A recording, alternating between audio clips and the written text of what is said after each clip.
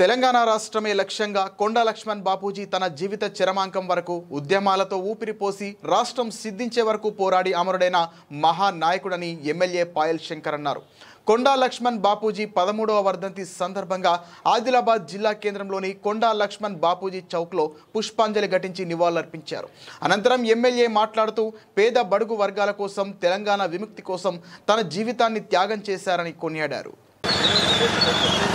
తెలంగాణ కొరకు తన సర్వస్వం దారపోసినటువంటి ఆ యొక్క మహానుభావుడు కొండా లక్ష్మణ్ బాపూజీ గారి వర్ధంతి సందర్భంగా సంఘ నాయకులందరితో కలిసి ఆయన ఘనంగా నివాళులర్పిస్తూ ఏ తెలంగాణ రాష్ట్రం కొరకైతే తన జీవితం అంతా పరితపించిందో, తెలంగాణ రాష్ట్రం రాకముందే అమరుడైంది.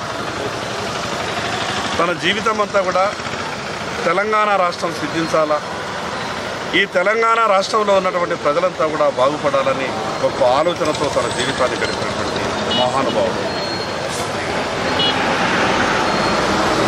కొండా లక్ష్మణ్ బాపూజీ గారి వర్ధంతి సందర్భంగా ఈ మాటలు మాట్లాడాలంటే కూడా కొంత బాధ అనిపించినప్పటికీ, ఏ తెలంగాణ రాష్ట్రం వచ్చి ఈ సమాజంలో అత్యధికంగా వెనుకబడి ఉన్నటువంటి బీసీ బిడ్డల జీవితాలన్నీ కూడా బాగుపడాలని గొప్పగా ఆలోచించినటువంటి ఆ మహానుభావుని కళ ఇంకా కూడా పూర్తి సాకారం చెందడంలో గతంలో ఈ రాష్ట్రాన్ని పరిపాలించినటువంటి ప్రభుత్వాలు కావచ్చు, ఇప్పుడు పాలిస్తున్నటువంటి ప్రభుత్వాలు కావచ్చు, కొండా లక్ష్మణ్ బాపూజీ గారి ఆలోచనకు అనుగుణంగా అడుగులు ముందుకేసినటువంటి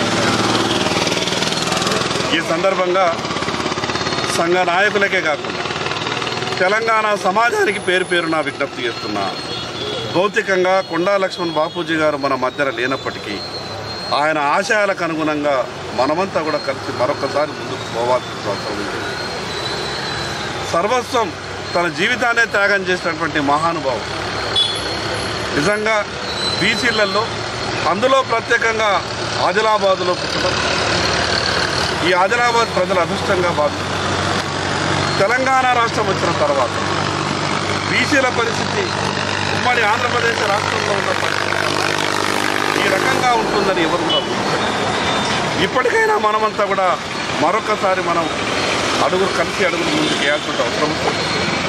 తప్పకుండా రేపు రాబో రోజులలో కూడా శాసనసభలో మీరు ఇచ్చినటువంటి ప్రతిపాదనని ఆదిలాబాద్ జిల్లాలో కొత్తగా ఏర్పాటు చేసినటువంటి భవనాలకు, అందులో ప్రత్యేకంగా కలెక్టర్ కార్యాలయానికి మీరు ఇచ్చినటువంటి ప్రతిపాదన తప్పకుండా ప్రభుత్వం దృష్టి కూడా తీసుకెళ్లేటటువంటి ప్రయత్నం నా తరఫున కూడా నేను ప్రభుత్వాన్ని డిమాండ్ చేస్తా. ఏది ఏమైనా కొండా లక్ష్మణ్ బాపూజీ గారి ఆశయాలకు మనమంతా కూడా కలిసి ముందుకెళ్తామని మరొకసారి ఆయన ఘనంగా నివాళులర్పిస్తూ